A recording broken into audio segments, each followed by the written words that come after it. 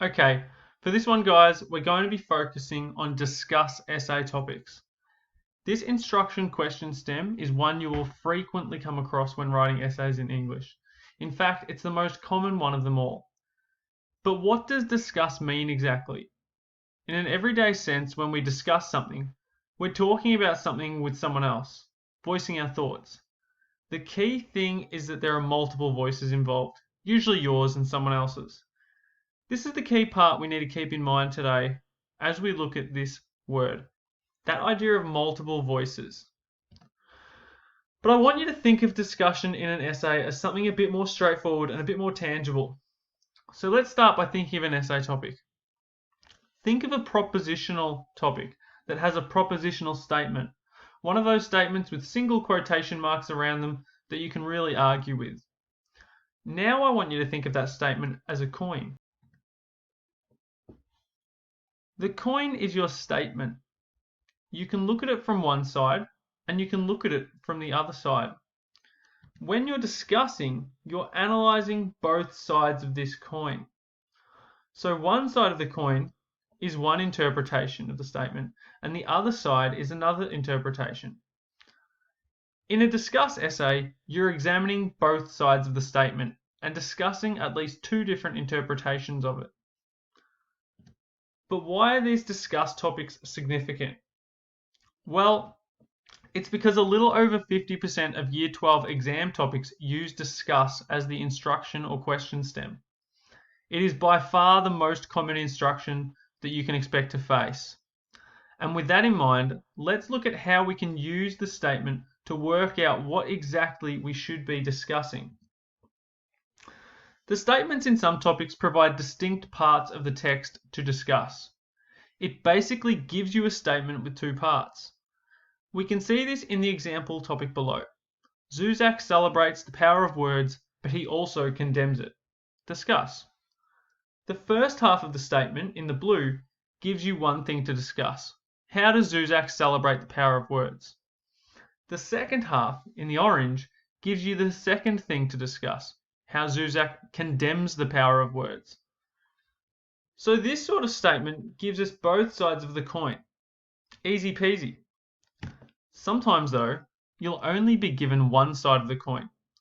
In these cases, you're given a narrow interpretation of the text, and it's up to you to offer an alternative. You still have to discuss both, but you have to figure out what the second one is by yourself. We see this below with the Dracula topic. In the end, Mina is ultimately responsible for defeating evil in Dracula. Discuss.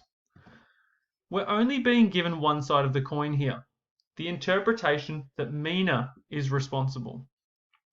But we must also ask ourselves, who else in addition to Mina is responsible for defeating evil? Do the men play a part? Is Renfield involved? Is Dracula himself responsible in some way? Any of these could serve as our alternative interpretations to discuss in this essay. Finally, we come to topics that give us neither side of the coin. They sort of just give us the coin, but their faces have been smudged off. We end up with a very open-ended statement to work with. It's often not very obvious what interpretation there is. Again, it's up to us to figure it out, but in this case, we have to figure out both sides. We see this in the topic below for Nanberry. In Nanberry, the characters struggle to find a sense of belonging. Discuss. To help us develop our interpretations, we could ask ourselves some questions. Do all the characters struggle? What type of struggle are we talking about? Are we talking about a fight or are we talking about some kind of suffering? Because they're different types of struggle that we could address. We should also look at the idea being presented in the topic. What are the different types of belonging that we might discuss here? Whatever the answers, these should help you to come up with two interpretations of your own, two sides of the coin.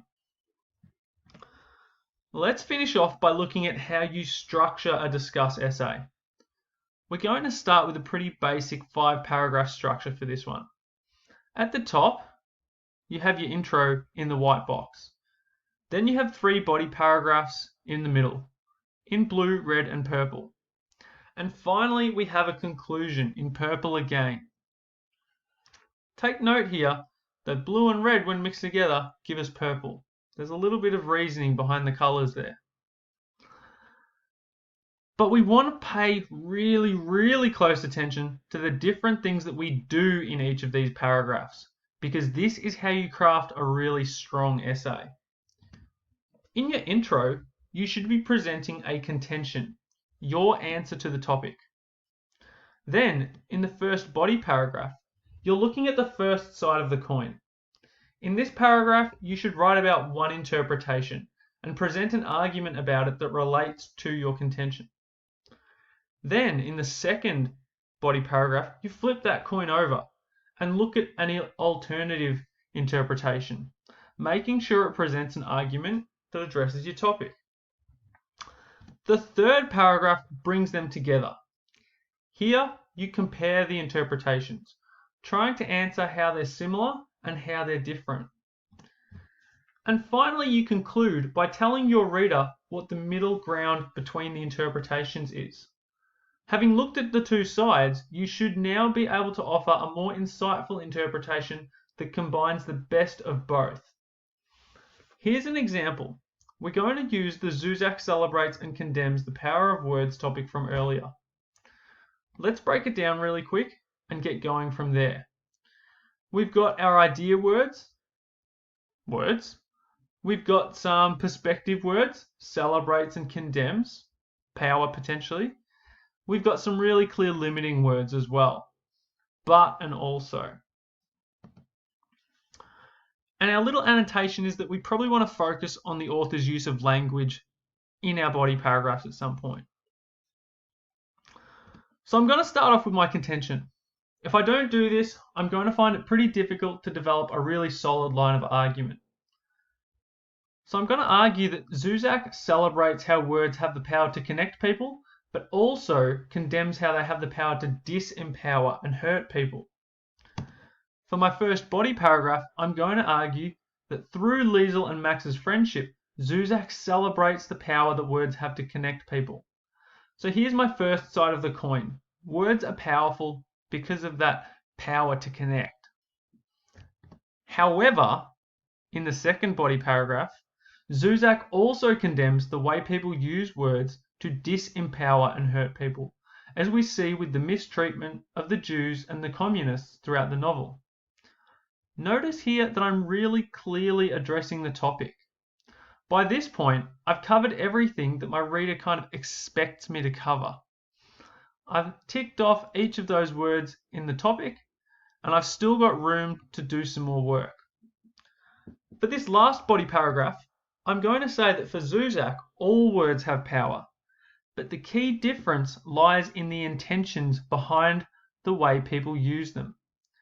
Notice how this sentence brings both sides of the coin together by mentioning that all words have power and then introducing a difference, shifting that focus to what people's intentions are. Lastly, I've got my conclusion. And by this, I mean a really solid conclusion that ties all the ideas together using that word therefore. I'm concluding that therefore, the book thief warns readers that the true power of words lies not in the words themselves, but in the intentions of the people who use them. Now, if you wanted to extend this essay, it's just a matter of adding more arguments. I'm going to be adding another argument about each interpretation, so these red and blue paragraphs are going to turn into body paragraph 1.1 and body paragraph 2.1. Body paragraph 1.2 is going to explore that first interpretation some more. Additionally, through reading and learning, Zusak shows how words not only connect people, but also allow them to empathize with people who are different from themselves.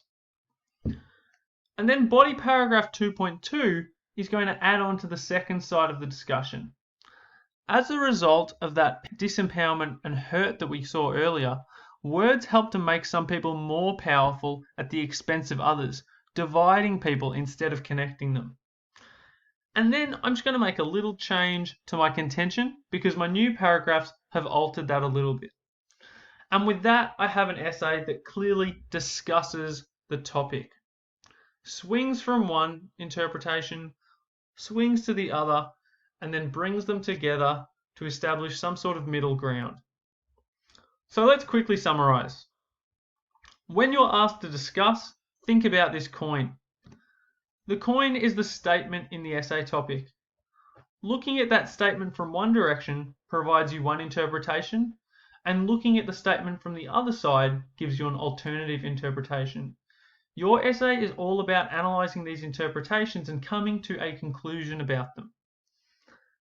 As the most common instruction question word, it is well worth spending a little extra time to make sure you're really clear about how to discuss in an essay.